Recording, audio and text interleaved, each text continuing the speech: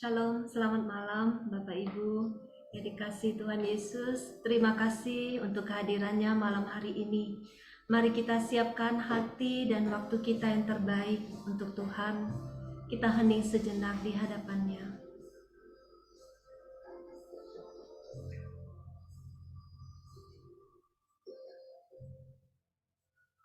Dalam nama Bapa dan Putra dan Roh Kudus. Amin.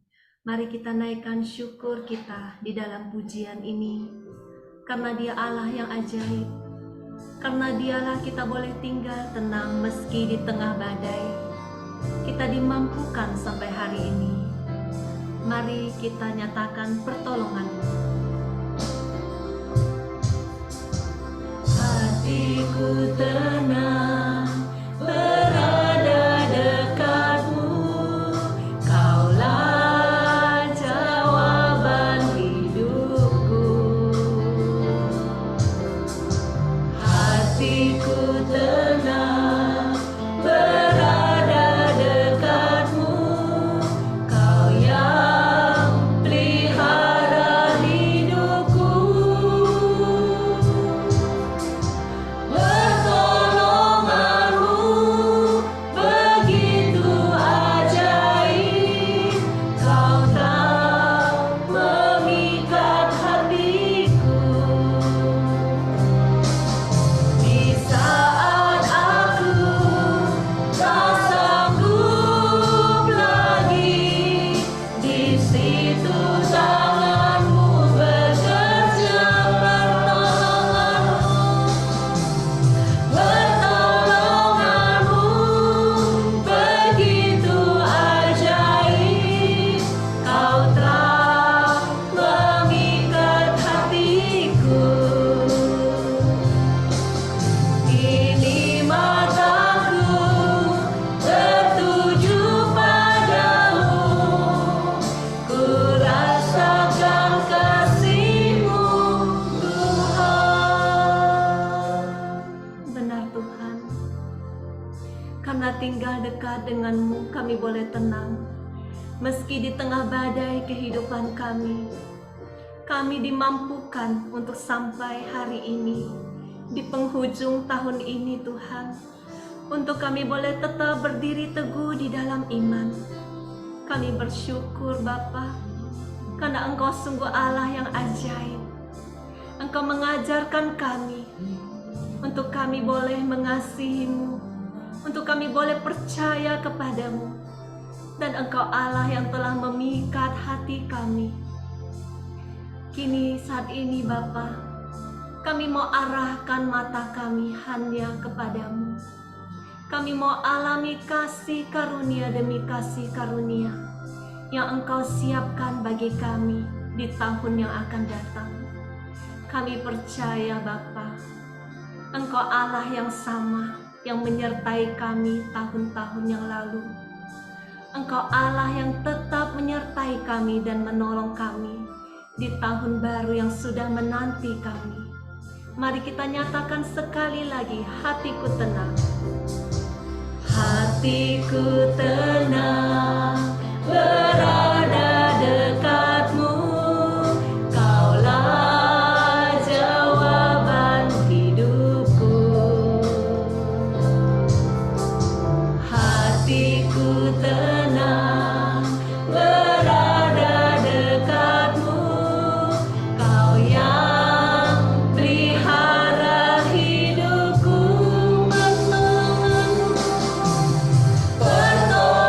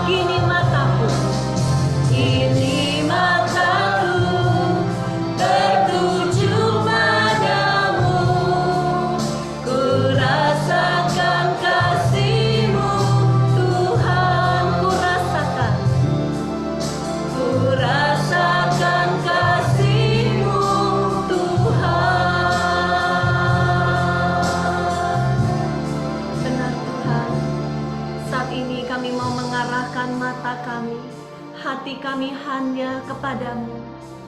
Kami mau serahkan seluruh kehidupan kami.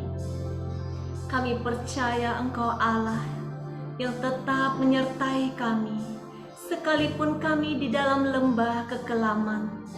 Karena Engkau Allah yang menyertai kami, kami tidak gentar menghadapi hari esok Tuhan. Terima kasih Tuhan, kami mau nyatakan dengan penuh iman, sekalipun aku dalam lembah kekelaman. Mari kita nyatakan dengan penuh iman bahwa kita tidak gentar menghadapi apapun. Sekalipun aku dalam lembah gelap, ku tak takut sebab Kau besertaku. Sekalipun badai topan datang menerpa, ku tak gentar sebab Kau di sisiku. Aku percaya berkat-Mu atasku melimpah, kebajikan kemurahan selalu mengikutiku. Ku puji, ku sembah Kau Tuhan. Sekalipun aku dalam lembah kegelapan, aku dalam lembah gelap, ku tak takut sebab Kau besertaku. Sekalipun badai topan datang menerpa, ku tak gentar sebab Kau di sisiku. Aku percaya berkat-Mu atasku melimpah, kebajikan kemurahan selalu mengikutiku. Ku puji, ku sembah Kau Tuhan. Benar Tuhan, sekalipun kami di dalam lembah kekelaman, kami tidak takut bahaya, karena Engkau Allah yang berjanji akan menyertai kami sampai akhir zaman. Engkau Allah yang tetap setia kepada janji-Mu Tuhan, dan kami mau taruh kepercayaan kami kepadamu. Kami percaya ketika Engkau Allah yang berjalan bersama kami, kemenangan sudah di tangan kami, masa depan sudah di tangan kami. Berkat-Mu yang Kau janjikan melimpah, kebajikan kemurahan mengikuti kami. Mari kita yang percaya, kita angkat tangan kita katakan, aku percaya Tuhan. Aku percaya berkat-Mu atasku melimpah, amin. Kebajikan kemurahan selalu mengikutiku. Ku puji, ku sembah. Kau Tuhan. Katakan aku percaya.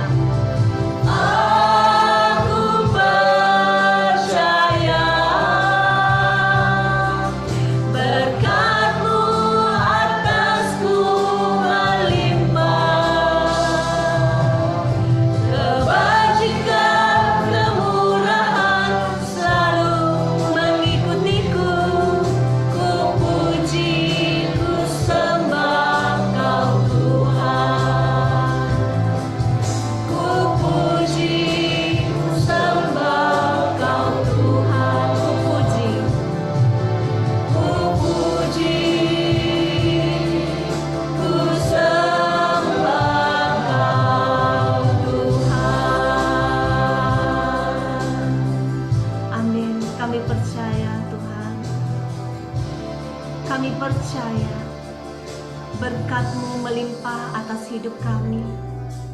Ketika kami setia, ketika kami tetap berdiri dengan teguh di dalam iman, kami boleh menikmati janji-janji-Mu. Mari kita masuk lebih dalam lagi.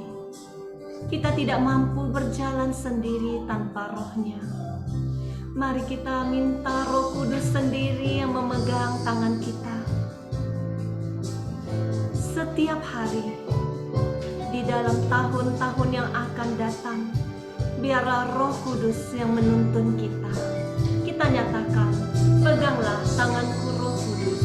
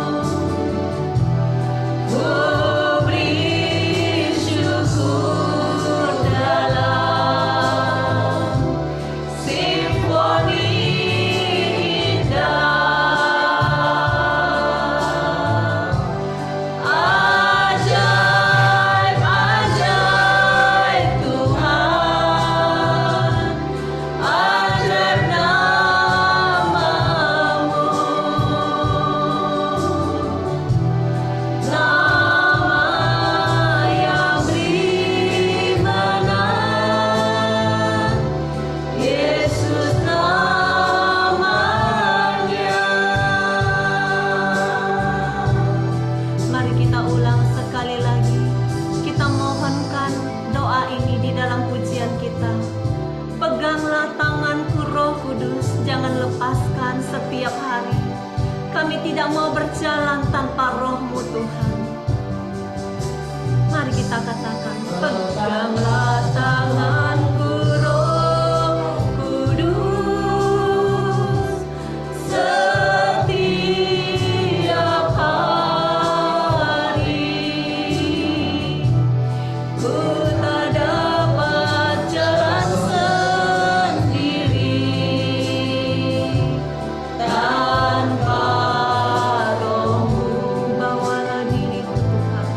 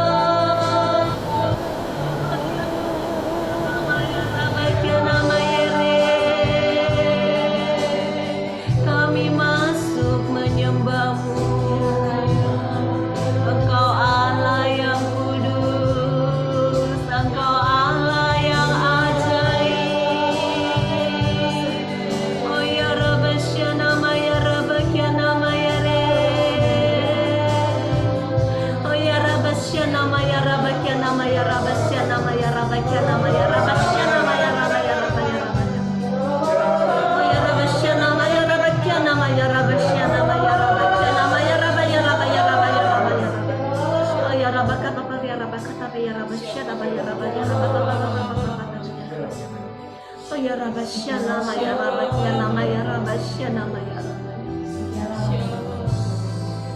Rabashana Maya Rabakiana Maya.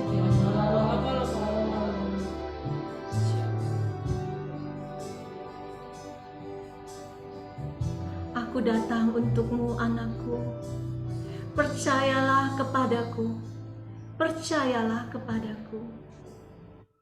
Terima kasih Tuhan. Terima kasih Tuhan.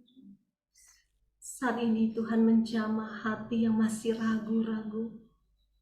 Berikan hatimu, percayalah kepadanya. Dia lahir untukmu, untuk membebaskanmu. Terima kasih Tuhan, terima kasih.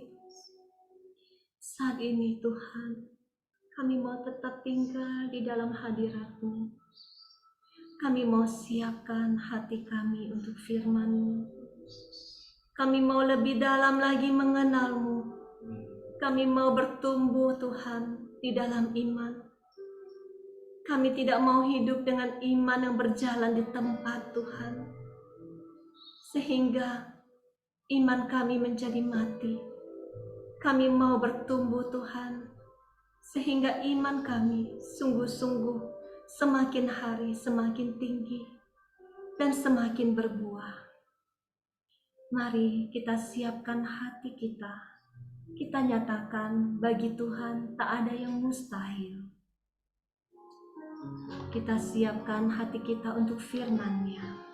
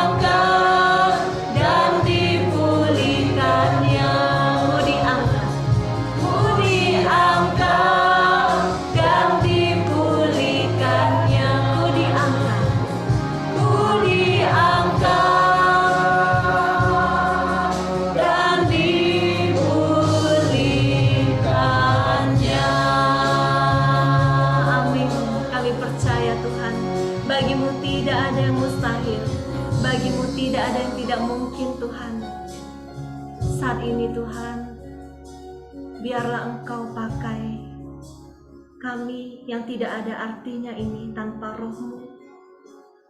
Pakailah Paulus dan Vila ini Tuhan, urapi kami. Biarlah Roh-Mu yang kudus bekerja dengan bebas di dalam diri kami. Biarlah Engkau sendiri yang menyatakan isi hati-Mu bagi setiap anak-anak-Mu yang ada di tempat ini. Biarlah setiap hati boleh Engkau puaskan oleh firman-Mu Tuhan. Dan kami semua yang berada di sini boleh mengalami kuasa dari firman-Mu. Terima kasih Tuhan, berfirmanlah, kami siap untuk mendengarkan-Mu. Amin. Dalam nama Bapa dan Putra dan Roh Kudus. Amin.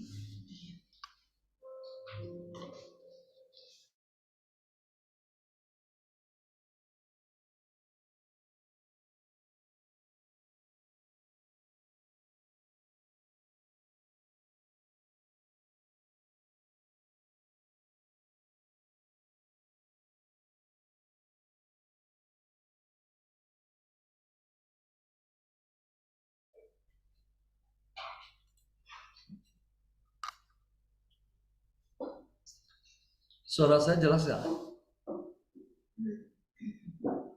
Oke. Saya tadi sempat putus satu kali. Mudah-mudahan tidak lagi.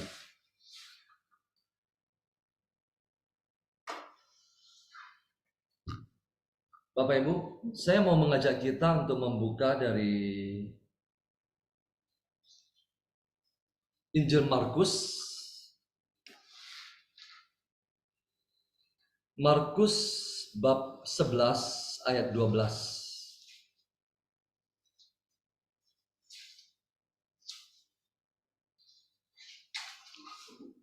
Markus bab 11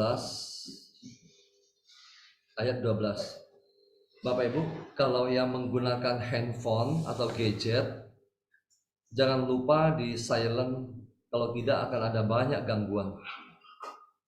Nanti ketika sedang membaca firman Tuhan, nanti ada masuk segala macam postingan. Itu gangguan.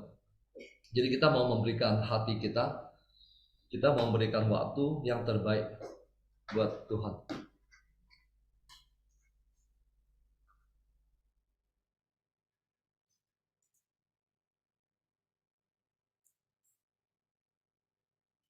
Saya berpindah jaringan dulu ya, sebentar ya. Ini kayaknya internetnya kurang stabil.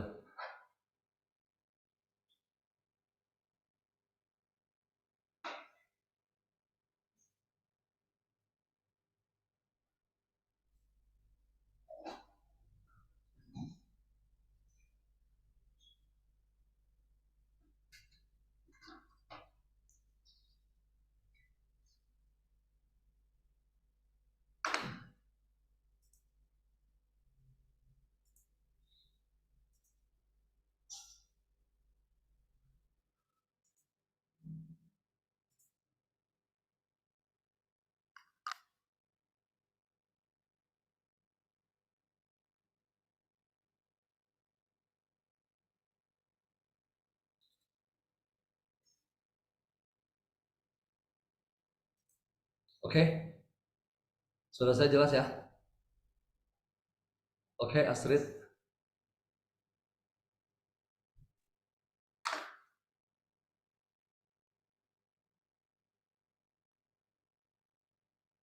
Oke, Pak.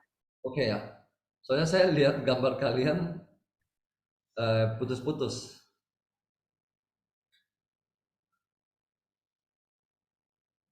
Oke ya. Oke. Markus bab 11 ayat 12, 13, 14, lalu kita lanjutkan ke ayat 20 sampai 24. Kita akan membaca bersama-sama. Inilah Injil Tuhan kita Yesus Kristus menurut Markus. Dimuliakanlah Tuhan. Yesus mengutuk pohon ara. Keesokan harinya sesudah Yesus dan ke-12 muridnya meninggalkan Betania, Yesus merasa lapar. Dan dari jauh ia melihat pohon ara yang sudah berdaun.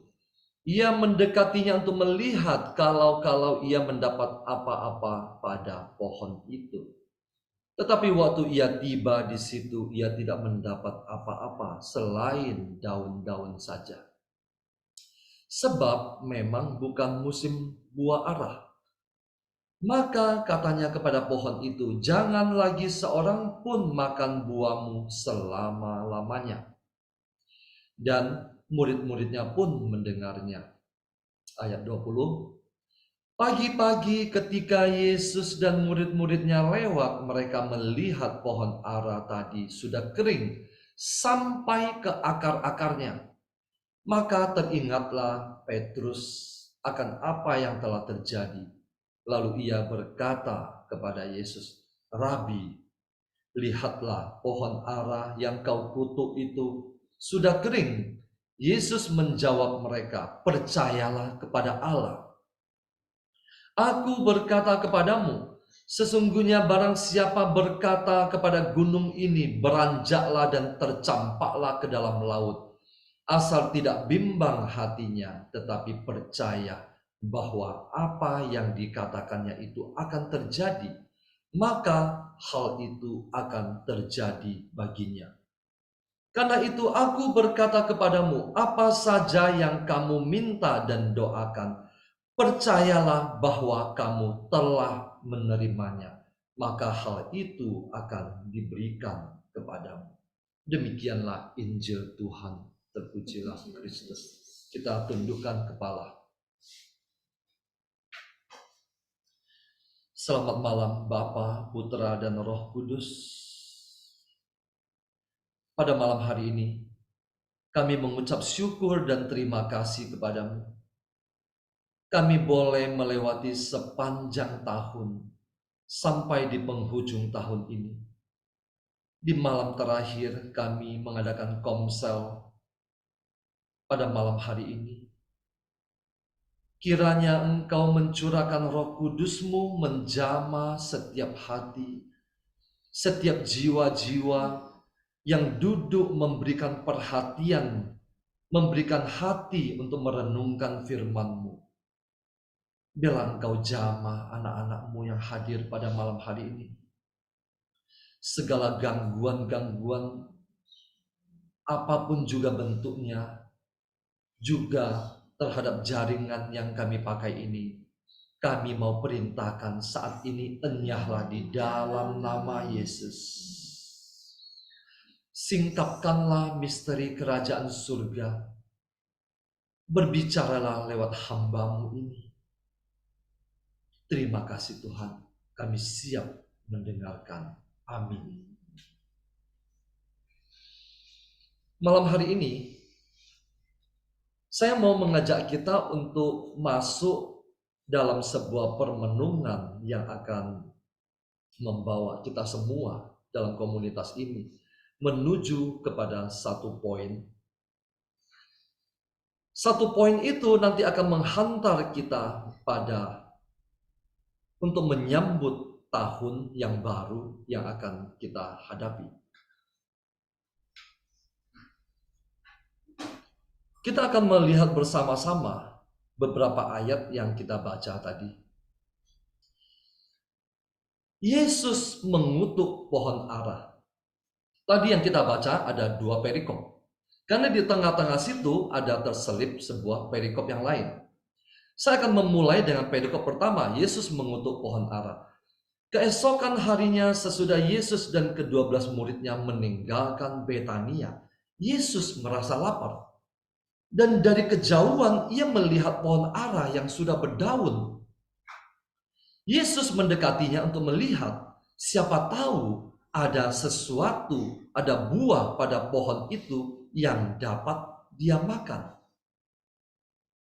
Tetapi ketika dia mendekati pohon itu, ia tidak mendapat apa-apa selain daun-daun saja, sebab memang bukan musim buah ara.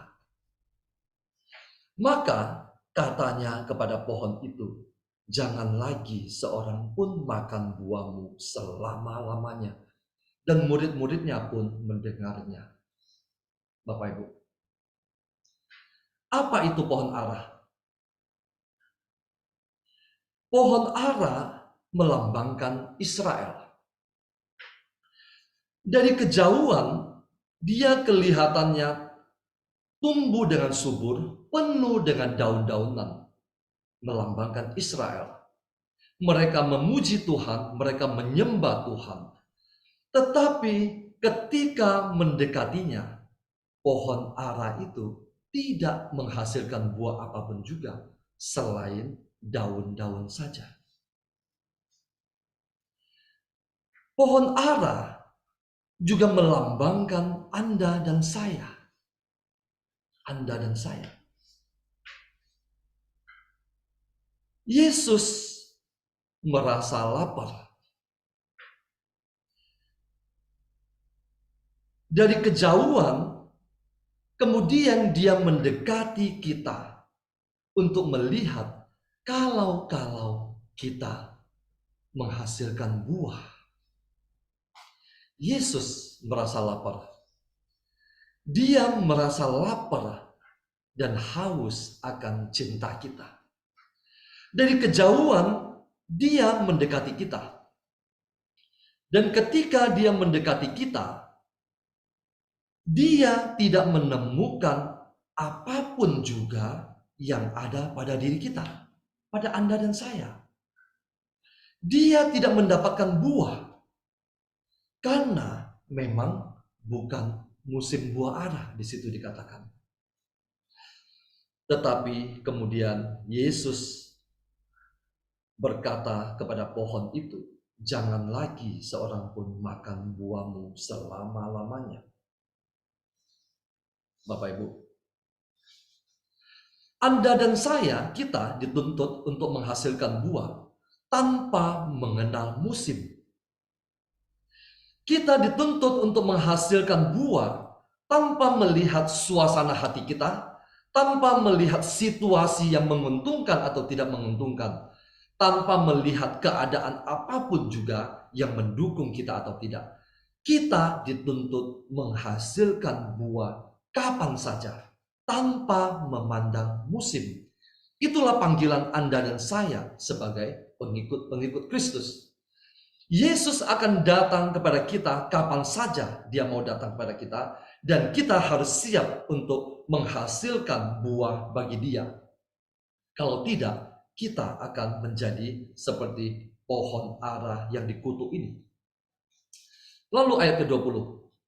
Pagi-pagi ketika Yesus dan murid-muridnya lewat, mereka melihat pohon ara tadi sudah kering sampai ke akar-akarnya.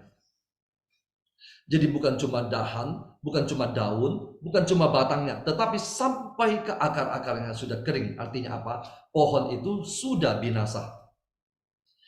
Maka teringatlah Petrus akan apa yang telah terjadi. Lalu ia berkata kepada Yesus, "Rabi, lihatlah, pohon ara yang kau kutuk itu sudah kering." Yesus menjawab mereka, "Percayalah kepada Allah.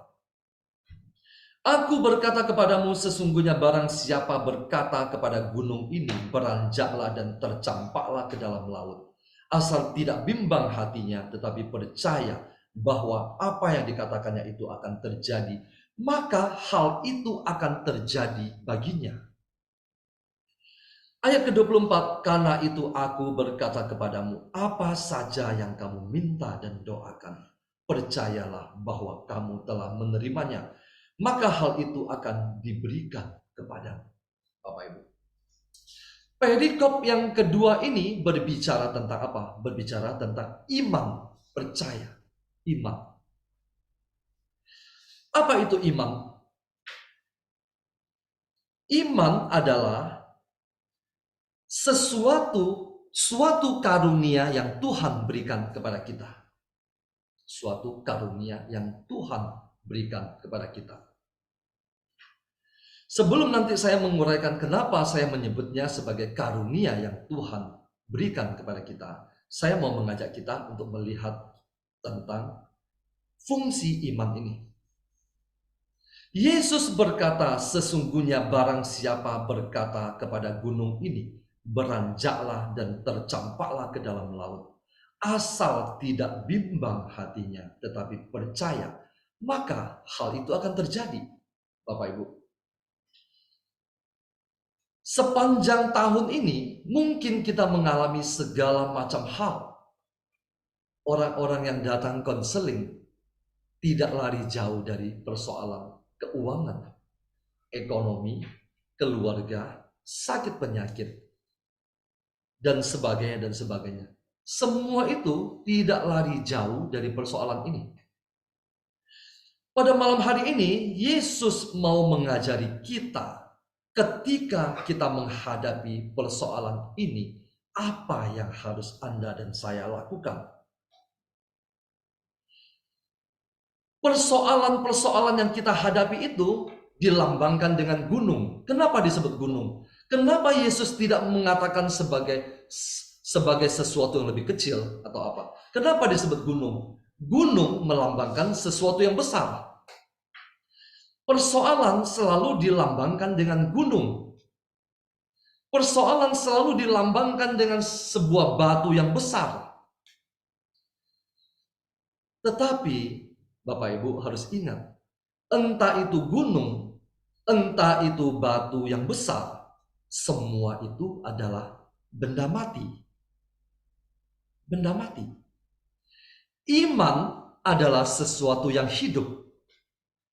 Yesus mengajari kita pada malam hari ini berhadapan dengan benda mati itu, entah itu gunung, segunung persoalan hidup kita, atau sebuah batu besar persoalan hidup kita yang menghalangi di depan pintu rumah kita, yang menghalangi di depan mata kita.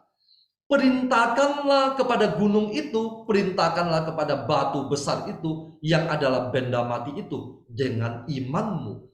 Karena iman adalah sesuatu yang hidup.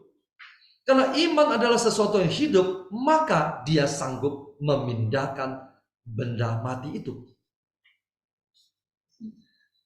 Banyak di antara kita menghadapi segunung persoalan yang seolah-olah tidak kunjung usai. Bapak Ibu, sebagai orang percaya, gunung persoalan yang kita hadapi sebagai orang percaya tidak sama seperti yang dihadapi oleh orang-orang yang tidak percaya. Ketika orang-orang yang tidak percaya, yang tidak mengenal Allah, menghadapi gunung persoalan, menghadapi sebuah batu yang besar, itu akan menghantar dia, itu akan membuat dia jatuh dan akhirnya binasa. Itu yang dikehendaki oleh iblis. Tetapi tidak bagi Anda dan saya, bagi kita orang-orang percaya. Gunung persoalan itu yang kita hadapi akan menghantar kita naik ke dalam satu tingkat yang lebih tinggi dari level iman kita. Bapak Ibu, coba merefleksikan sepanjang tahun ini. Bagi Anda yang masih duduk di sini, yang mengalami segala macam pergumulan sampai pada hari ini dan masih duduk di tempat ini, saya yakin dan percaya, semakin banyak persoalan yang Anda hadapi, sebanyak itu pula lah Tuhan berbicara kepada Anda dan saya. Ada yang setuju dengan saya? Boleh angkat tangan. Semakin banyak Tuhan izinkan persoalan menghantam Anda dan saya, di saat itulah Tuhan berbicara kepada Anda dan saya begitu banyak. Saya tidak tahu apa yang Anda hadapi, tetapi saya sendiri menghadapi begitu banyak persoalan sepanjang tahun ini. Tetapi setelah saya merefleksikan kembali sampai pada hari ini, sisa hari terakhir di tahun ini, saya menyadari sepanjang tahun 2022 ini, Tuhan berbicara paling banyak kepada saya. Paling banyak kepada saya. Saya mau men-sharingkan sedikit perjalanan panggilan hidup kita. Izinkan saya sharingkan sedikit. Meskipun biasanya saya sudah sering posting ke dalam grup, mungkin ada yang membacanya, ada yang tidak. Bapak Ibu, mungkin kalau yang masih ingat, tahun lalu ketika komsel terakhir di tahun yang lalu, kira-kira masih ingat bahwa saya pernah mengatakan kita masuk ke tahun 2022 dengan sebuah tagline tema apa. Saat itu saya mengatakan berjalan dalam pimpinan Roh Kudus. Jadi sepanjang 2022 ini, waktu tahun lalu, kami mengajak para anggota komunitas untuk memasuki tahun 2022 dengan membiarkan diri kita dipimpin oleh Roh Kudus. Ketika waktu Februari tahun ini, ketika saya sama Villa memutuskan untuk pergi berangkat ke Bali, yang Bapak Ibu juga tahu, kami pergi dengan satu tujuan. Dalam hati kami, kami memiliki sebuah panggilan. Keinginan kami adalah seandainya pergi ke sana dan Tuhan izinkan, kami ingin memiliki sebuah rumah retret yang kecil yang bisa kami pakai untuk kehidupan rohani kami, untuk pelayanan, dan juga untuk menampung nanti ada orang-orang yang mau datang retret di situ. Itu adalah keinginan kami. Tuhan menaruh itu ke dalam hati kami. Lalu kami mulai berangkat. Dan Bapak Ibu juga tahu bahwa di bulan Februari itu kami berangkat ke Bali. 5 bulan kami tinggal di homestay. Ada lumayan banyak juga beberapa dari anggota komunitas yang datang untuk retret pribadi. 5 bulan pertama. Kemudian 3 bulan berikutnya kami tinggal di sebuah rumah. Saat itu kami sudah memutuskan bahwa kami tidak lagi menerima orang yang datang. Kami ingin lebih hening lagi, mendengarkan suara Tuhan, supaya kami lebih peka lagi akan panggilan kami untuk pelayanan ini. Kami juga ingin naik level, ke level yang lebih tinggi lagi. Kenapa? Semakin pelayanan ini semakin besar, persoalan juga semakin besar. Kami juga harus memiliki iman yang lebih besar. Kami juga harus memiliki karunia yang lebih dibanding sebelumnya.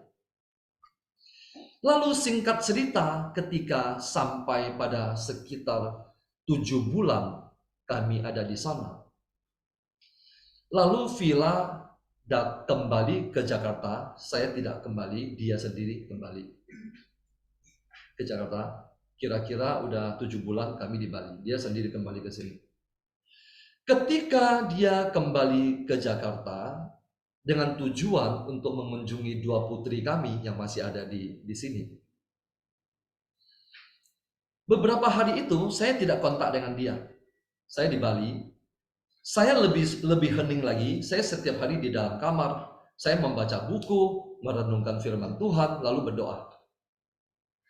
Lalu tiba-tiba ada satu hari ketika saya membaca sebuah ayat, yaitu dalam kisah tentang orang Samaria yang murah hati. Di situ dikatakan, ketika dalam kisah itu diceritakan bahwa orang Samaria yang murah hati itu menolong seseorang yang dilukai, yang setengah mati itu, lalu membawa dia ke penginapan, lalu merawatnya. Sesudah merawatnya, keesokan harinya orang Samaria murah hati itu menyerahkan 2 dinar kepada pemilik penginapan untuk melanjutkan perawatan lanjutan kepada si orang yang dilukai itu. Kita semua tahu tentang kisah itu, betul? Lalu singkat cerita, saya mendapat sebuah ayat yang ketika ayat itu saya baca, benar-benar itu bergema terus di dalam hati saya.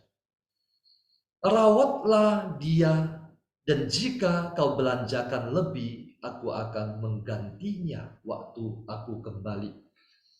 Saat itu saya seolah-olah tidak mendengar kata rawatlah dia, tapi saya mendengarnya seperti rawatlah mereka. Dan jika kau belanjakan lebih, aku akan menggantinya waktu aku kembali. Itu adalah kata-kata dari orang Samaria murah hati itu kepada pemilik penginapan. Lalu saya kirim WA ke Villa.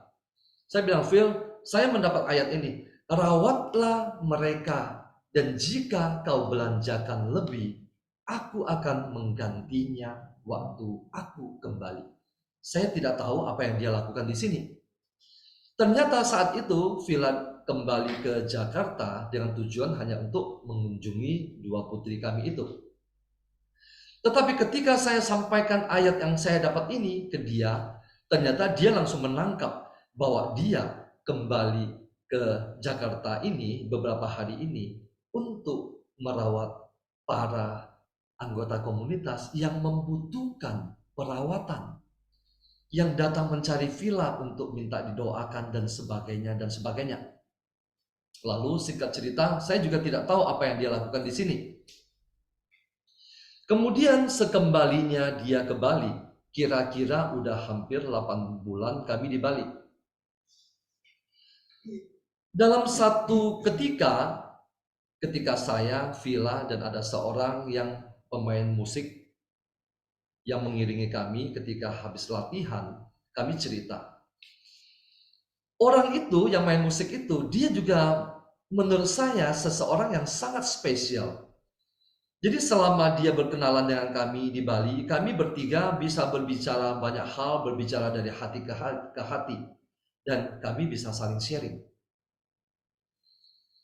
Lalu saya mengatakan kepada dia, saya bilang, Pak, kami sudah 8 bulan di Bali, tapi kami belum tahu langkah selanjutnya kami apa ya. Tapi kami jelas-jelas merasa bahwa kami dituntun ke sini. Tapi kami nggak tahu, sekarang udah 8 bulan, kami belum menemukan tanah, kami juga belum bisa menjual aset kami untuk membeli tanah itu untuk membangun rumah retret yang kami idam-idamkan. Orang ini juga tahu apa yang sedang kami lakukan. Dia juga sering mengikuti kami untuk pergi melihat tanah ini hadap kemana, tanah ini di posisi mana. Dia juga sering ikut kami pergi mencari tanah. Jadi sekitar 8 bulan itu, ketika pada satu siang saya bercerita begini, kok Tuhan belum menunjukkan tanda-tanda ini? Apa yang harus kami lakukan di Bali? Sedangkan tujuan kami ke sini untuk membangun rumah retret. Lalu kemudian dia, sahabat itu, dia terdiam sejenak, lalu dia mengatakan demikian. Dia bilang, Pak, Bu, rumah retret itu sudah jadi. Saya bilang, bagaimana kamu mengatakan sudah jadi? Dia bilang, rumah retret itu sudah jadi, ada di dalam hati Pak Paulus sama Bu Villa. Sekarang Pak Paulus sama Bu Villa harus kembali ke Jakarta. Karena di Jakarta banyak yang membutuhkan rumah retret itu. Dia mengatakan begitu. Ketika saya mendengar kalimat itu, saya seperti disiram air dingin di tengah siang bolong. Seperti ada sesuatu yang tersingkap. Dia bilang, rumah retret itu tidak selalu harus sebuah gedung, sebuah fisik, sebuah rumah. Rumah retret yang sesungguhnya itu ada di dalam hati Pak Paulus sama Bu Villa. Dan rumah retretnya itu sudah jadi. Sekarang waktunya bagi kalian untuk kembali ke Jakarta. Dia mengatakan begitu. Seketika itu juga saya merasa ada sesuatu yang tersingkap. Lalu sesudah peristiwa itu saya masuk lagi ke dalam sebuah permenungan. Rumah retret. Betul juga ya. Rumah retret itu sudah jadi. Kami harus merawat jiwa-jiwa yang Tuhan kirimkan. Untuk merawat mereka, kami harus berada di antara mereka. Kalau kami berada di tempat yang jauh, mereka akan kesulitan datang untuk menemui kami. Padahal waktu 8 bulan kami di Bali, anak saya sudah bersekolah di sana. Sudah kami masukkan sekolah di sana. Kami sudah sebetulnya tidak punya keinginan untuk kembali ke sini karena tujuan itu belum tercapai. Tetapi sesudah mendengar kata-kata pada siang hari itu, lalu saya masuk lagi dalam sebuah permenungan. Beberapa hari kemudian, entah gimana, saat teduh dalam komunitas ini mulai terbentuk. Setiap hari saat teduh, awal mulanya saya belum ikut. Kenapa? Karena pagi sekali menurut saya. Saya tidak ikut saat teduh. Setiap hari saat teduh gitu loh. Akhirnya saya juga mulai ikut. Dan saya melihat di saat teduh itu mulai muncul pelayan-pelayan Tuhan.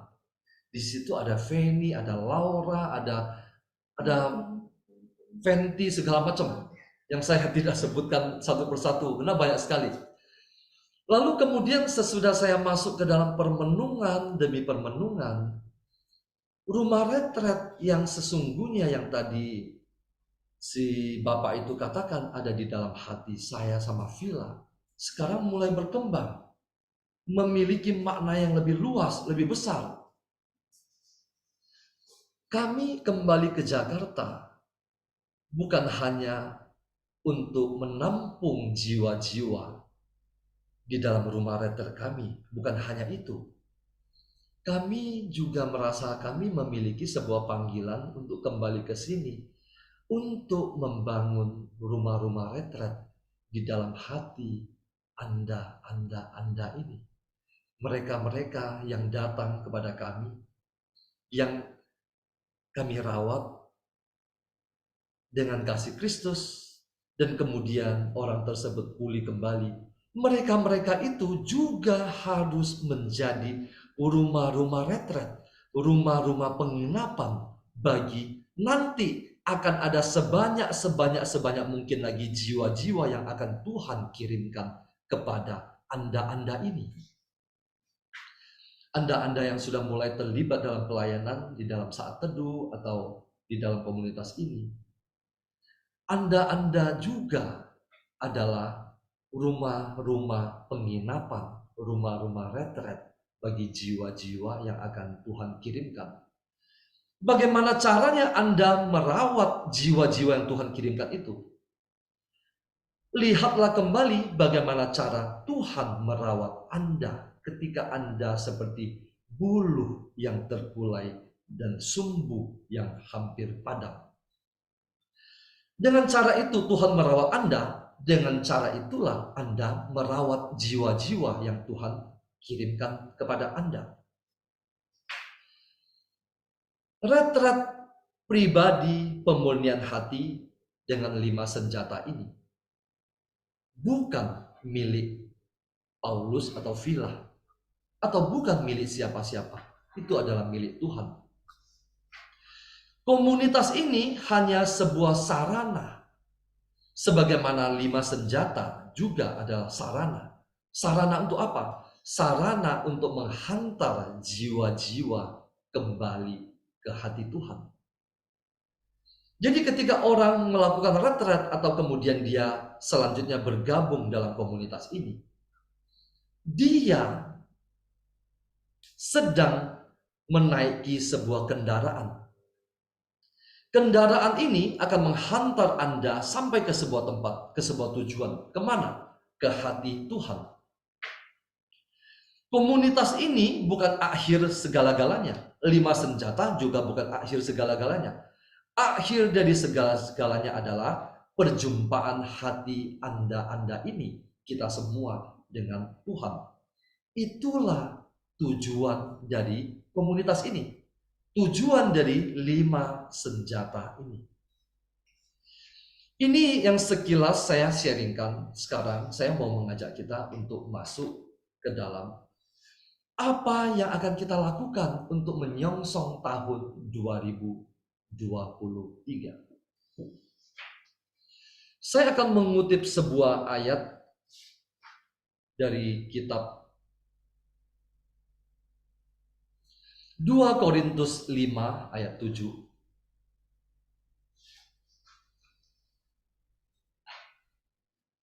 2 Korintus 5 ayat 7. Ya, terima kasih Astrid. 2 Korintus 5 ayat 7, kita baca bersama-sama, ada di layar. 3, 2, 1. Sebab hidup kami ini adalah hidup karena percaya, bukan karena melihat. Hidup kami ini adalah hidup karena percaya, bukan karena melihat. Tahun 2023 yang diprediksi oleh banyak ekonom, juga diprediksi oleh banyak ahli yang mengatakan akan menjadi tahun yang sulit, tahun resesi, tahun apapun juga itu, yang bukan sesuatu yang baik bagi kita. Tetapi sekali lagi, orang percaya tidak hidup berdasarkan apa yang dia lihat. Tidak hidup berdasarkan apa yang kita lihat. Kita hidup karena percaya. Situasi di sekeliling kita mungkin akan sangat menakutkan. Perekonomian mungkin akan semakin memburuk.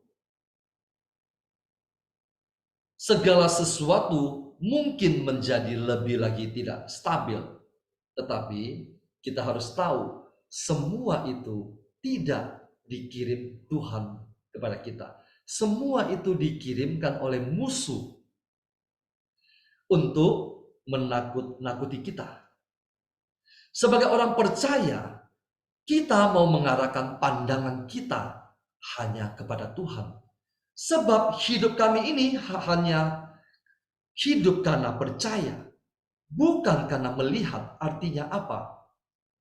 Situasi boleh sangat memburuk, keadaan boleh tidak membaik, pergumulan kita mungkin kelihatannya bertambah banyak, tetapi percayalah, semua itu tidak akan mengganggu kita, anak-anak Tuhan, orang-orang percaya. Tidak akan mengganggu kita. Katakan sekali lagi, tidak akan mengganggu kita. Sebab kita hidup oleh percaya, tidak hidup karena melihat. Bapak Ibu, tahun 2023 nanti kita akan memasuki tahun iman. Ketika dunia mengatakan bahwa kita akan memasuki tahun resesi, saya mau mengajak kita, semua anggota komunitas, kita akan memasuki tahun iman.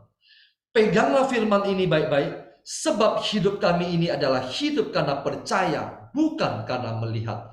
Saya percaya nanti di 1 bulan ke depan, 2 bulan ke depan, atau 3 bulan ke depan, kita akan tahu bahwa ayat ini akan berbicara terus di dalam hati Anda dan saya, akan menuntun kita sepanjang tahun 2023 ini.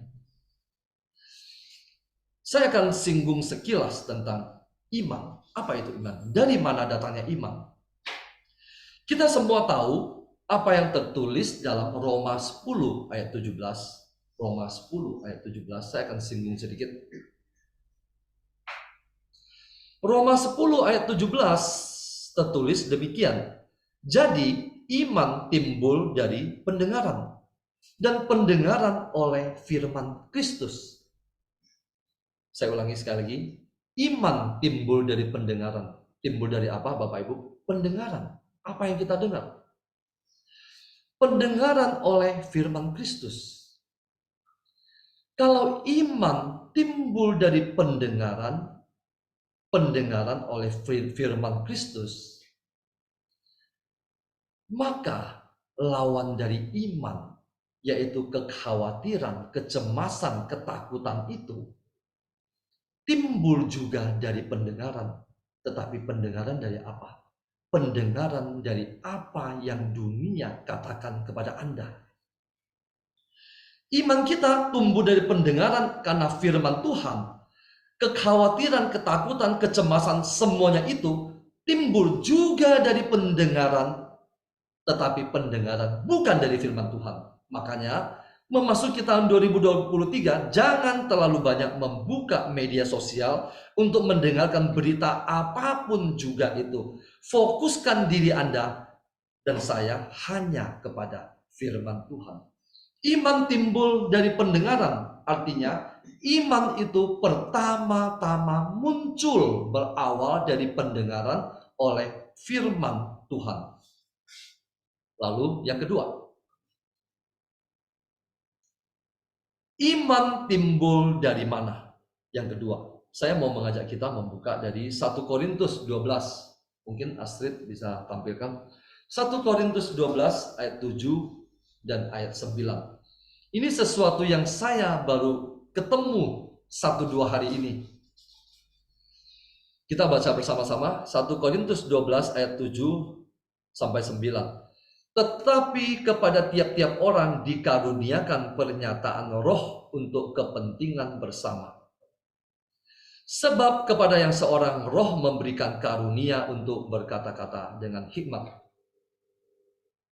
Dan kepada yang lain roh yang sama memberikan karunia berkata-kata dengan pengetahuan. Kepada yang seorang roh yang sama memberikan iman. Dan kepada yang lain ia memberikan karunia untuk menyembuhkan. Kalau Bapak Ibu baca terus ke bawah, ini berbicara tentang apa? 9 karunia Roh Kudus. Yang selama ini kita tahu tentang 9 karunia Roh Kudus adalah karunia berbahasa roh, karunia bernubuat, menafsirkan bahasa roh. Tetapi saya baru-baru ini baru menemukan ternyata iman juga adalah karunia Roh Kudus.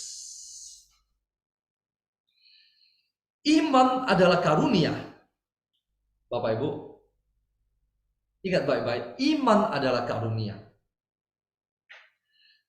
Tetapi karunia di sini bukan hasil dari kita meminta. Mungkin karunia-karunia lain, berbahasa roh, bernubuat dan lain-lain, tentu saja kita meminta dan juga membutuhkan keintiman dengan Tuhan. Tetapi khusus untuk karunia iman, saya mau memberitahukan kepada Bapak Ibu, karunia iman tidak bisa kita minta serta-merta. Kenapa? Karunia iman ini, iman diberikan kepada kita secara spontan, tanpa kita meminta. Bagaimana caranya? Kenapa bisa diberikan kepada kita secara spontan? Iman diberikan kepada kita secara spontan ketika kita merenungkan firman Tuhan dengan segenap hati. Saya ulang sekali lagi. Iman adalah karunia, tetapi karunia yang satu ini tidak bisa kita minta. Tidak bisa kita bangun tidur, Tuhan berikanlah saya iman, Tuhan berikanlah saya iman. Khusus untuk karunia iman ini, saya menemukan bahwa ini sesuatu yang berbeda dengan karunia yang lain. Karunia ini diberikan kepada kita secara spontan ketika kita membaca dan merenungkan firman Tuhan dengan sepenuh hati. Ini ada kaitan dengan Roma yang tadi kita baca. Iman timbul dari pendengaran, pendengaran akan firman Tuhan. Jadi, kalau kita mau iman kita terus bertambah, terus bertumbuh, jangan dengarkan apa kata dunia. Ingat baik-baik, catat baik-baik. Nanti ketika kita memasuki 2023, dunia akan mewartakan kepada kita segala hal yang akan membawa kita kepada keterpurukan. Iblis akan menyodorkan segala persoalan kepada kita supaya kita melihat, suami saya kok belum bertobat. Semakin saya doakan, semakin kelakuannya tidak bertobat. Itu adalah apa yang Anda lihat. Tetapi kita hidup bukan berdasarkan apa yang kita lihat, tetapi berdasarkan percaya. Iman tumbuh dari ketika kita merenungkan firman Tuhan. Jadi, sekali lagi, saya mau mengajak kita untuk memasuki menyongsong tahun 2023 sebagai tahun iman.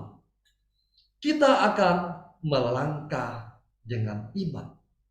Melangkah dengan iman. Jadi, tagline kita untuk menyongsong tahun 2023 adalah melangkah dengan iman. Melangkah dengan iman. Ketika kita menjumpai sesuatu yang tidak menyenangkan, kita melangkah terus dengan iman. Ketika kita mendengar sesuatu yang tidak bagus, kita melangkah terus dengan iman. Ketika kita melihat pergumulan kita masih terus sama, kita melangkah terus dengan iman. Dan kita akan selalu memperkatakan iman. Ketika kita menjumpai persoalan, kita akan katakan kepada gunung persoalan itu, beranjaklah dan tercampaklah ke dalam laut. beranjaklah dan tercampaklah ke dalam laut. Di ayat ke-24 tadi itu dikatakan demikian. Karena itu aku berkata kepadamu, apa saja yang kamu minta dan doakan, percayalah bahwa kamu telah menerimanya. Bapak Ibu, di sini ada sesuatu hal yang sangat penting sebelum saya tutup. Coba kita baca sekali lagi bersama-sama ayat 24. Karena itu aku berkata kepadamu, apa saja yang kamu minta dan doakan, percayalah bahwa kamu telah menerimanya, maka hal itu akan diberikan kepadamu. Bapak Ibu, bagaimana doa kita bisa terkabulkan? Pertama-tama, doa itu harus kita imani dan kita percaya sudah kita terima di alam roh kita. Jadi ketika kita berdoa, Tuhan, saya berdoa supaya anak saya bertobat. Di alam roh kita harus menyatakan bahwa anak kita sudah bertobat. Anak kita sudah bertobat. Meskipun kenyataan yang kita lihat belum bertobat. Tetapi di alam roh kita percaya bahwa kita sudah menerimanya. Kalau di alam roh kita belum bisa percaya bahwa kita menerimanya, maka di alam kenyataan kita tidak akan pernah menerimanya. Terima kasih. Tuhan Yesus memberkati.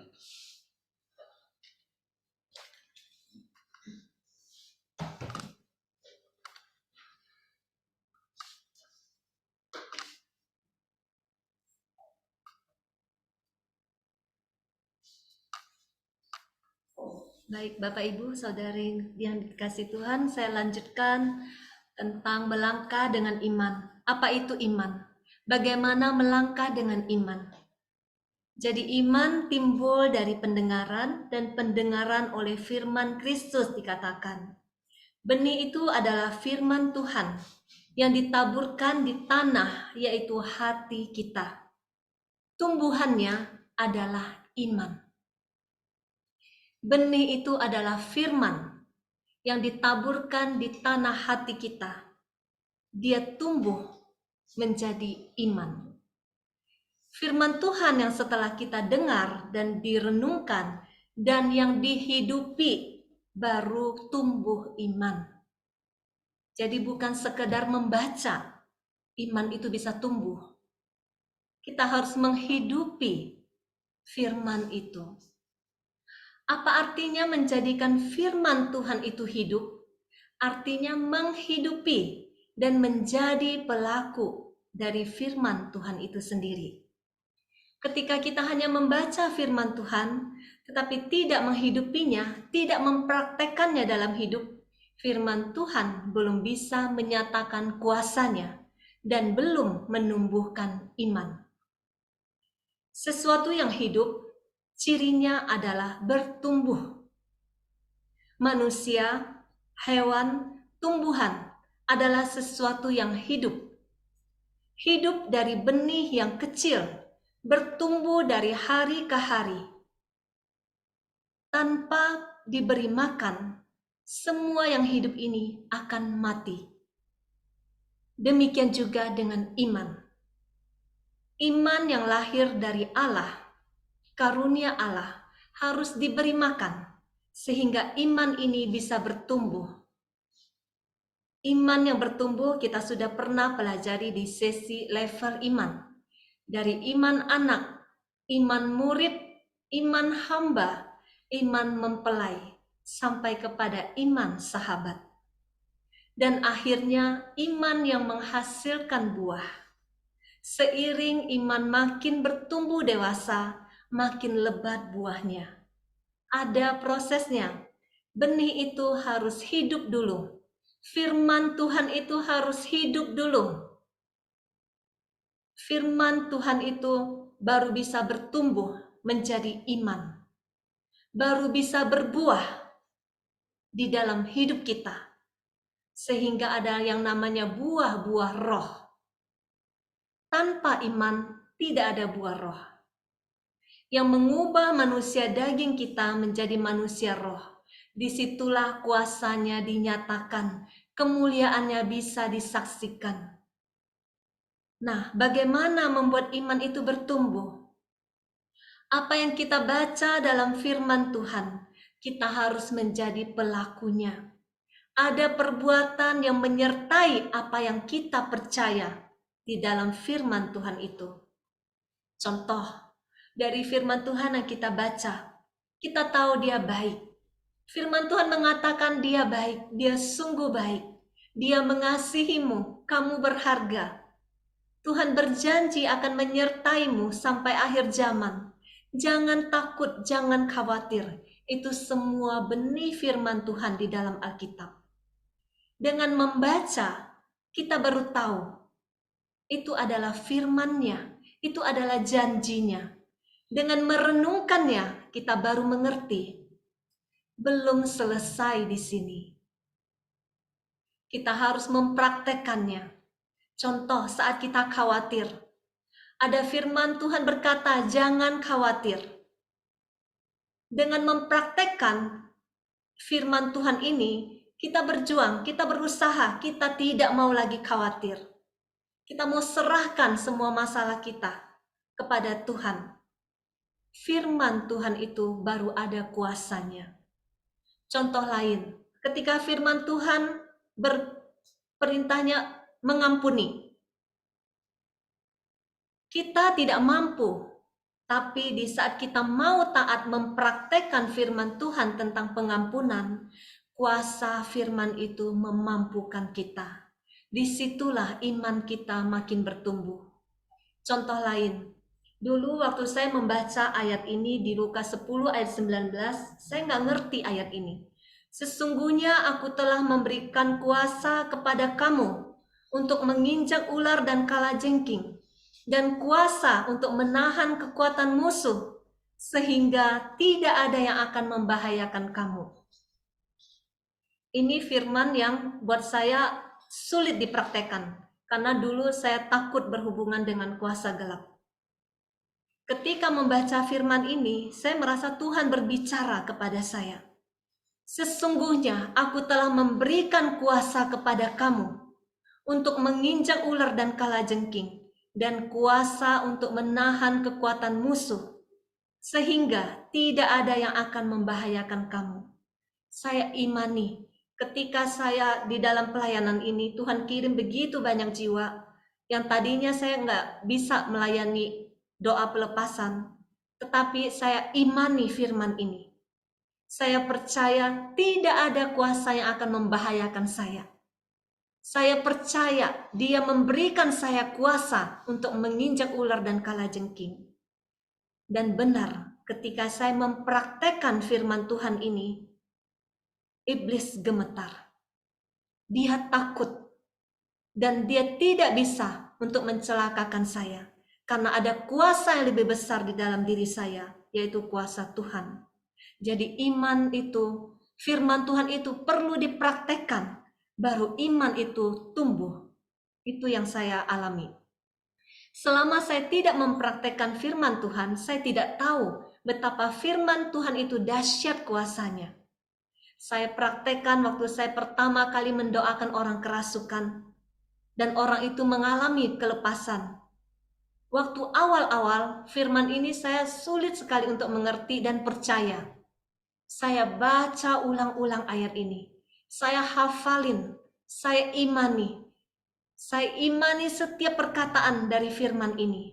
Dan saat saya berdoa, saya sungguh-sungguh diberi kuasa untuk mengalahkan musuh. Disitulah iman saya bertumbuh, bertumbuh, dan bertumbuh. Di dalam Yakobus 2 ayat 17 dikatakan, demikian juga halnya dengan iman. Jika iman itu tidak disertai perbuatan, maka iman itu pada hakikatnya adalah mati. Jadi iman itu tumbuh apabila yang telah kita dengar dari firman Tuhan itu kita praktekkan. Ada perbuatan yang menyertai firman Tuhan itu. Ada perbuatan yang menyatakan iman itu. Bagaimana mempraktekkan firman Tuhan dan membuktikan iman? Coba kita renungkan hidup kita ke belakang. tahun-tahun sebelum kita mengenal Dia yang sesungguhnya. Mungkin saat itu semuanya kelihatan baik-baik. Kita sudah beragama, bahkan dari lahir kita sudah dibaptis. Seminggu sekali kita sudah misa. Kita dari keluarga Katolik yang turun-temurun. Tetapi apakah sungguh kita punya iman? Apakah kita sudah mempraktekkan firman Tuhan sehingga firman Tuhan punya kuasa di dalam hidup kita?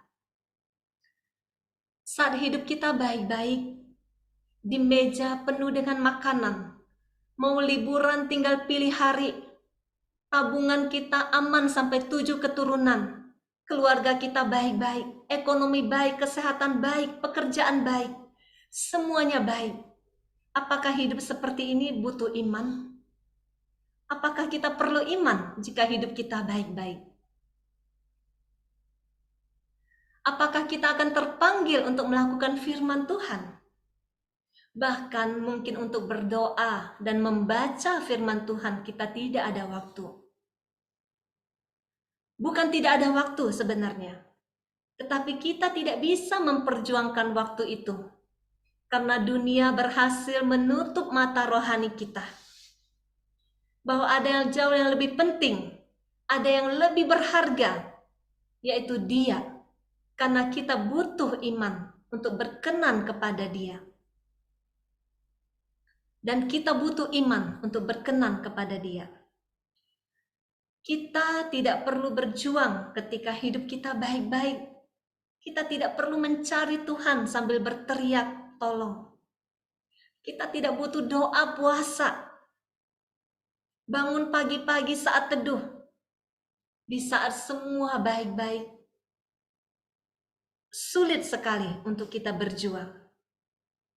Hidup yang baik-baik menurut standar dunia memuaskan daging kita. Kita nyaman. Roh kita sedang dinina-bobokan. Tanpa roh yang bernyala, tidak akan ada iman.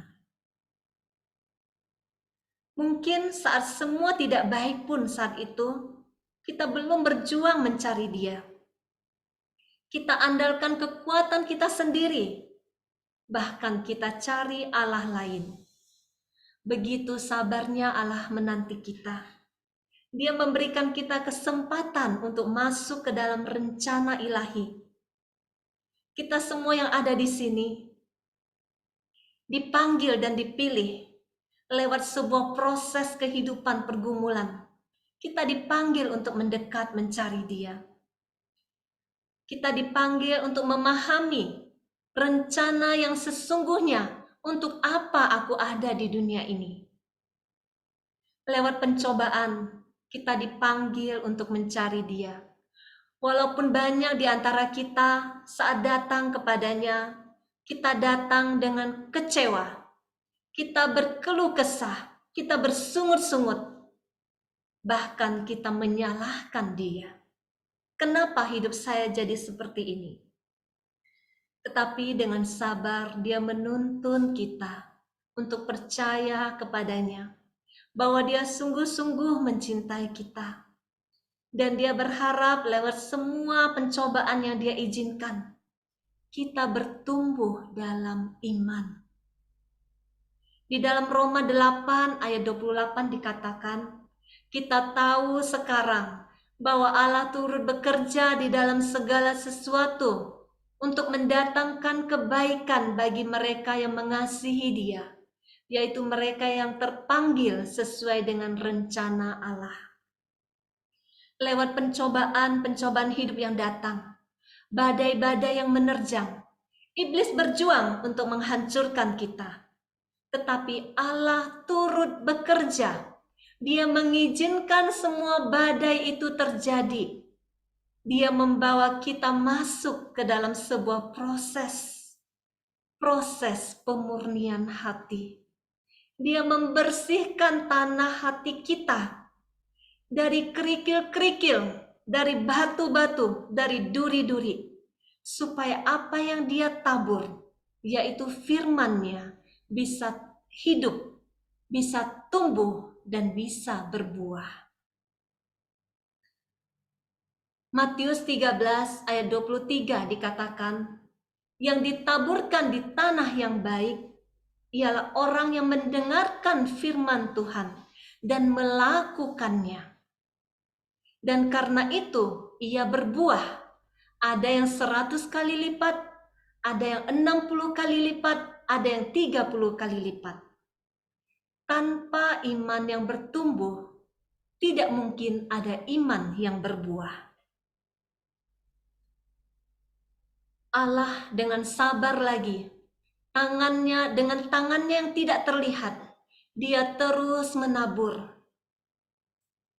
Ini semua yang kita alami sampai hari ini kita duduk di tempat ini. Kita ada di dalam keluarga rohani ini. Lewat tangannya yang tidak terlihat, dia terus menabur firman, menyiram dan memberi pertumbuhan. Dia pastikan kita berakar kuat dengan firman-Nya. Dia sediakan keluarga rohani untuk menopang kita. Sehingga di saat badai datang, kita didapatinya tetap teguh berdiri. Kita tetap bertumbuh dengan iman yang lebih tinggi lagi.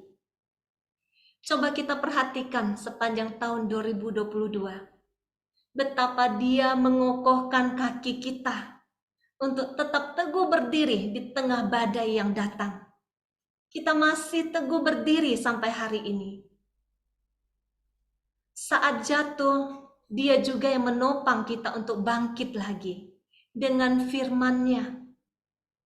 Dengan doa-doa. Lewat teman-teman seperjalanan di dalam keluarga rohani ini. Kita diajar untuk makin mengerti.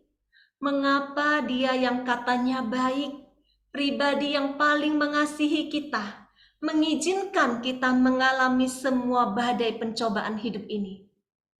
Jika dia mengasihi kita, bukankah seharusnya dia menjaga kita, membebaskan kita dari semua badai itu? Allah mengasihi roh dan jiwa kita, bukan tubuh jasmani kita. Karena tubuh daging kita akan binasa. Dalam Ibrani 12 ayat 6 dikatakan, karena Tuhan menghajar orang yang dikasihinya, dan ia menyesah orang yang diakuinya sebagai anak. Dulu, saat saya belum mengerti ayat ini, saat saya belum mengerti apa itu iman, mengapa iman itu harus bertumbuh, saat iman saya masih iman anak-anak, saya mengalami begitu banyak penghiburannya.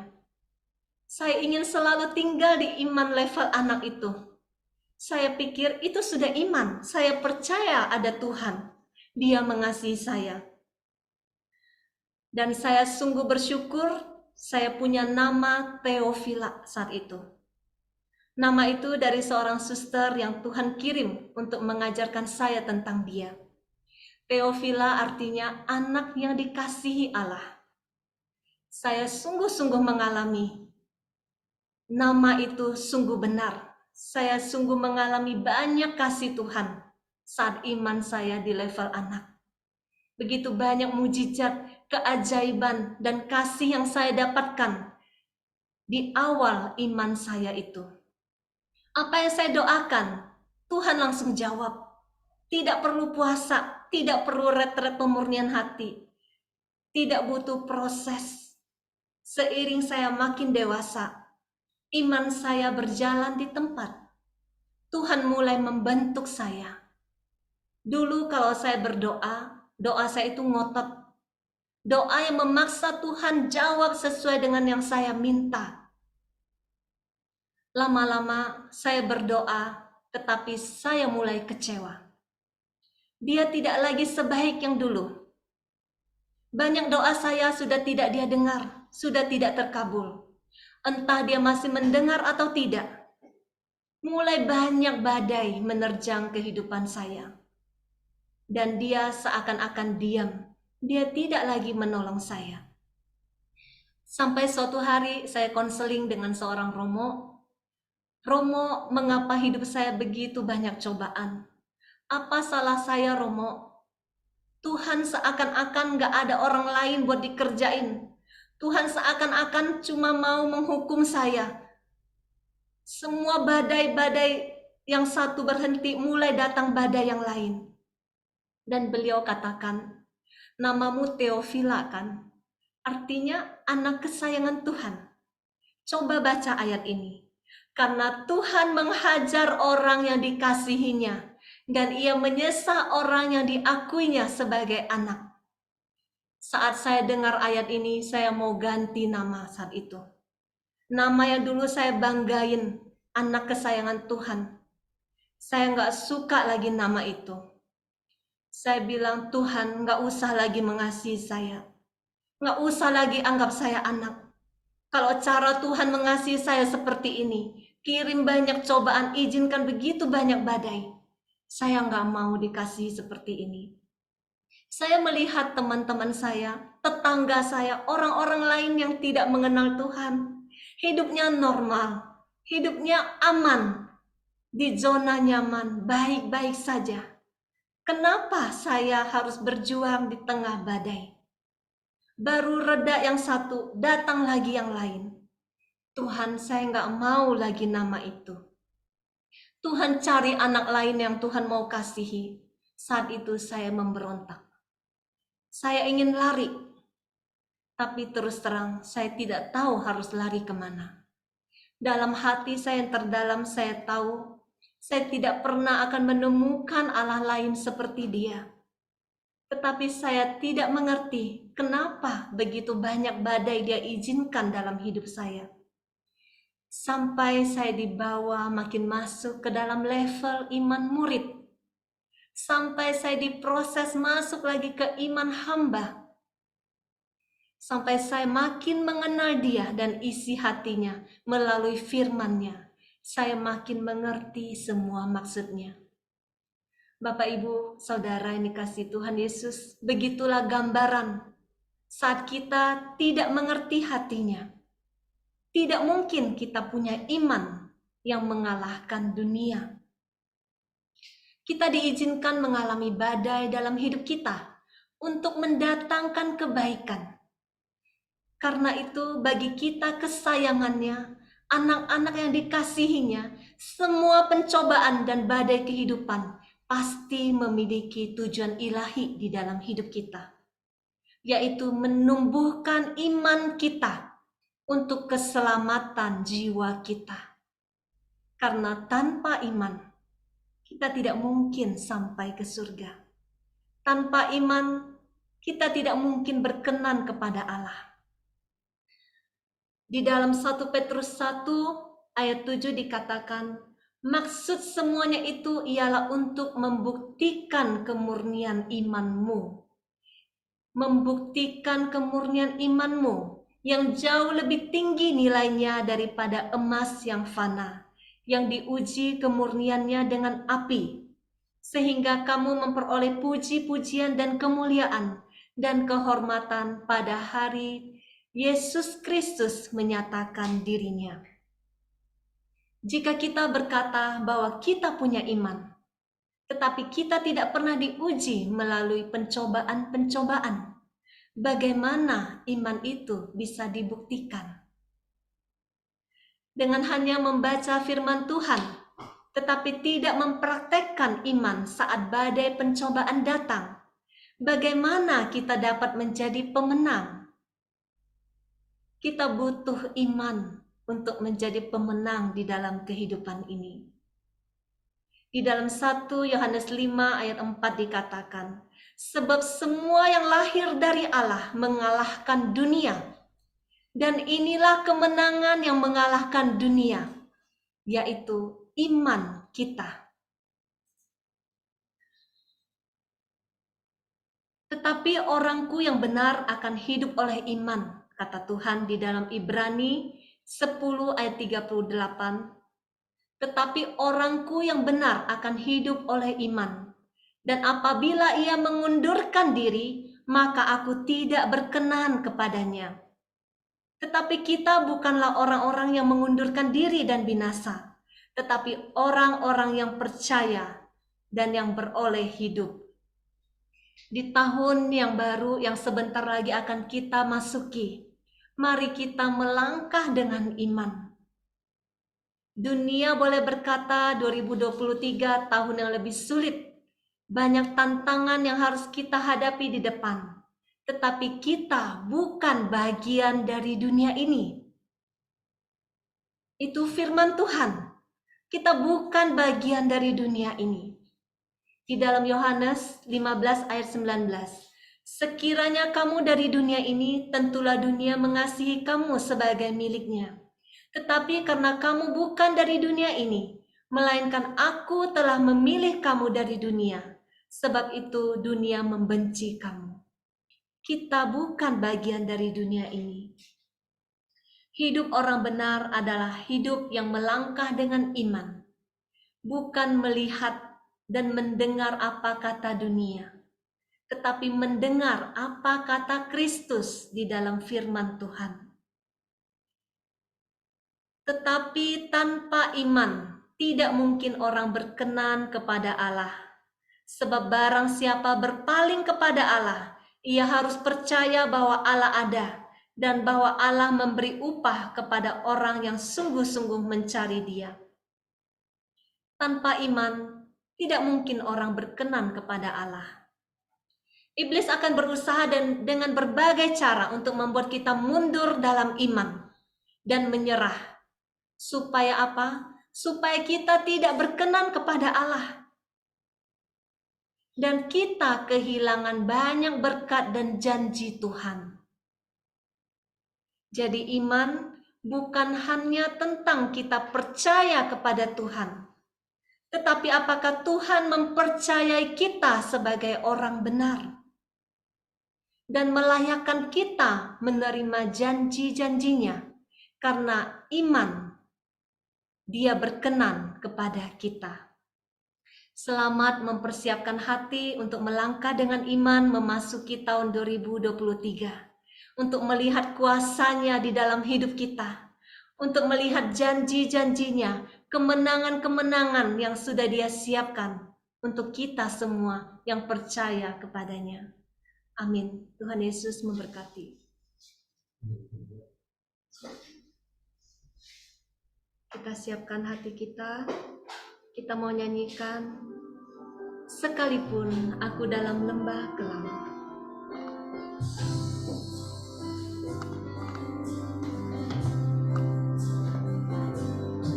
Sekalipun aku dalam lembah kelam, ku tak takut sebab Kau besertaku. Sekalipun badai topan datang menerpa, ku tak gentar sebab Kau di sisiku. Sekalipun aku dalam lembah kelam, ku tak takut sebab Kau besertaku. Sekalipun badai topan datang menerpa, ku tak gentar sebab Kau di sisiku. Katakan aku percaya. Aku percaya berkat-Mu atasku melimpah. Kebajikan, kemurahan selalu mengikutiku. Ku puji, ku sembah Kau Tuhan. Katakan aku percaya. Aku percaya berkat-Mu atasku melimpah. Kebajikan, kemurahan selalu mengikutiku. Ku puji, ku sembah Kau Tuhan. Mari kita menyembah Dia. Benar Tuhan, Engkau Allah yang boleh kami taruh kepercayaan kami Tuhan hanya kepadamu. Bahwa sekalipun kami di dalam lembah kekelaman, kami tidak takut, karena Engkau Allah yang bisa dipercaya Tuhan, bahwa janji-Mu adalah ya dan amin. Terima kasih Tuhan. Kami mau angkat tangan kami, sekali lagi kami mau katakan, aku percaya Tuhan. Aku percaya berkat-Mu atasku melimpah, kebajikan, kemurahan selalu mengikutiku.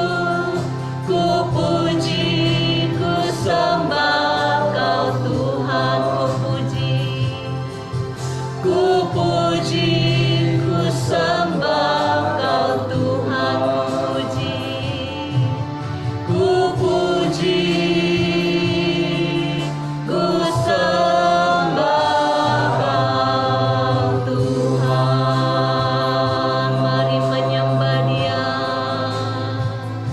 Oh, ya Rabbasya Namayere. Oh, ya Rabbasya Namayere.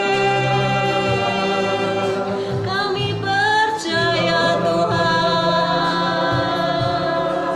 Engkau Allah yang baik, Engkau Allah yang ajaib. Ya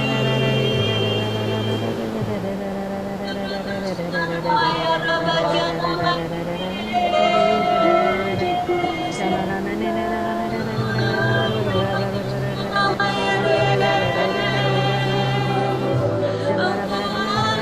Allah yang kuasa, ya Rabbasya Namayere. Ya Rabbasya Namayere.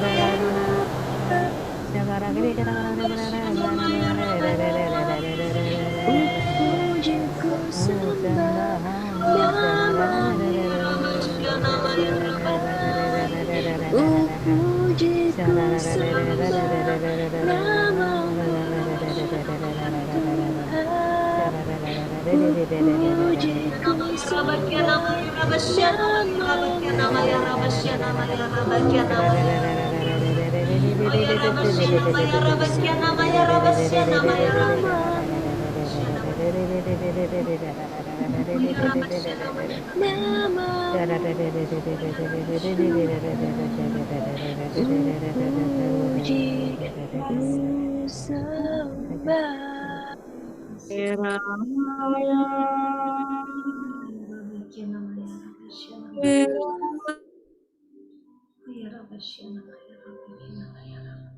Terima kasih Tuhan.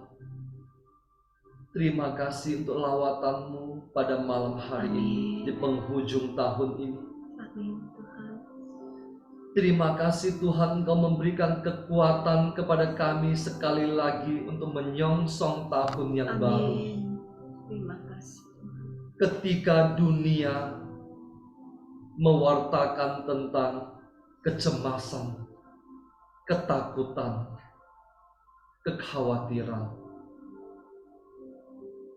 Ketika dunia menyodorkan segala macam hal-hal yang tidak berkenan di hadapan-Mu Tuhan.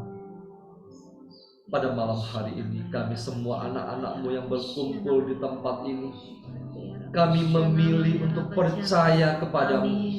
Amin. Kami memilih untuk percaya akan firman-Mu. Amin. Kami mau melangkah dengan firman-Mu. Kami mau melangkah dengan iman untuk menyongsong tahun yang baru. Kami percaya Tuhan, Engkau ada saat ini. Engkau juga ada di masa yang akan datang. Amin. Engkau ada selalu Amin. berjalan bersama-sama dengan kami. Terima kasih Tuhan. Segala macam pergumulan kami, Tuhan, kami percaya akan mengangkat iman kami ke level yang lebih tinggi. Amin. Sebab kami hidup bukan karena melihat, tetapi karena percaya. Percaya Amin. akan janjimu. Amin. Percaya akan firman. Amin. Terima kasih Tuhan. Terima kasih Tuhan. Terima kasih Tuhan. Saat ini Tuhan, kami mau berdoa buat wujud-wujud doa dari anak-anak-Mu ini Tuhan.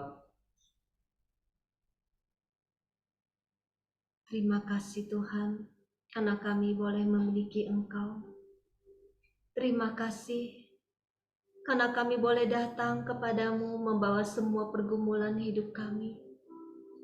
Engkau lihat anak-anak-Mu yang datang mohon belas kasihan-Mu Tuhan. Mereka ingin dimurnikan.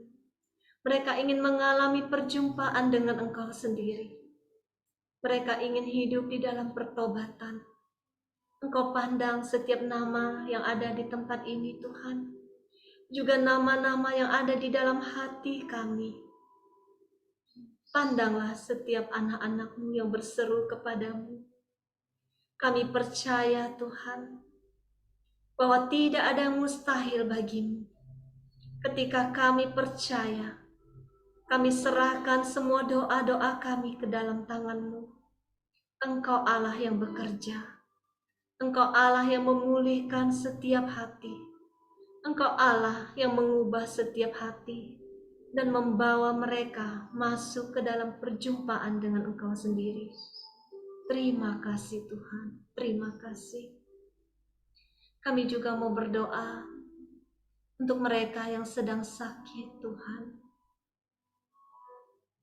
Mereka yang sedang lemah tubuhnya saat ini. Mereka yang sedang menderita sakit penyakit dan butuh pertolongan. Engkau dokter di atas segala dokter. Ketika Engkau mau menjamah Tuhan, kesembuhan itu pasti terjadi. Kami percaya Tuhan, tidak ada yang mustahil bagimu. Kami taruh nama-nama ini di dalam hati-Mu Tuhan. Pandanglah setiap anak-Mu ini dengan belas kasihan-Mu. Biarlah tangan-Mu yang penuh dengan kuasa menjamah setiap mereka. Biarlah di dalam nama Yesus yang penuh kuasa, kesembuhan boleh terjadi bagi mereka. Terima kasih Tuhan, terima kasih.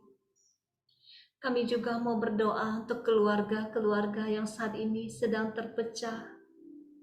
Keluarga-keluarga yang sedang tidak rukun Tuhan. Kasihani anak-anak-Mu ini. Engkau yang telah menyatukan mereka. Pandanglah Tuhan. Anak-anak-Mu yang berteriak minta tolong. Pulihkan keluarga ini Tuhan. Pulihkan keluarga-keluarga ini. Curahkan kasih mula-mula di dalam hati mereka. Engkau singkirkan segala kuasa-kuasa jahat, roh-roh perpecahan, segala kuasa-kuasa yang bukan berasal daripadamu, yang menyerang setiap keluarga di tempat ini. Kami mau patahkan kuasanya di dalam nama Yesus, di dalam nama Yesus. Di dalam nama Yesus, kuasa Tuhan mengalir, kuasa Tuhan memulihkan setiap keluarga. Terima kasih Tuhan, terima kasih. Kami juga mau berdoa buat mereka yang sedang terpuruk ekonominya Tuhan. Kasihani anak-anak-Mu ini, bukakan jalan Tuhan, bukakan pintu-pintu berkat-Mu. Biarlah Engkau yang membuka terobosan baru Tuhan. Engkau yang mencurahkan berkat bagi setiap anak-anak-Mu yang percaya kepadamu. Kami percaya Tuhan, ketika kami berseru kepadamu, dan kami hidup benar di hadapan-Mu, doa kami punya kuasa Tuhan. Dan kami boleh melihat mujizat-Mu terjadi. Terima kasih Tuhan. Terima kasih. Kami juga mau berdoa untuk mereka yang sedang dikuasai oleh kuasa kegelapan. Tuhan, mereka tidak berdaya.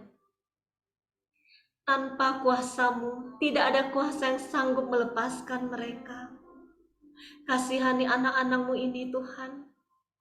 Biarlah dengan kuasa darah-Mu, segala kuasa-kuasa kegelapan enyah, patah, dan hancur di dalam nama Yesus. Di dalam nama Yesus. Di dalam nama Yesus. Biarlah darah suci-Mu membebaskan setiap anak-anak-Mu ini. Dan mereka boleh mengalami kelepasan dari-Mu sendiri, Tuhan. Terima kasih, Tuhan. Kami juga mau bawa semua doa-doa di dalam hati kami masing-masing.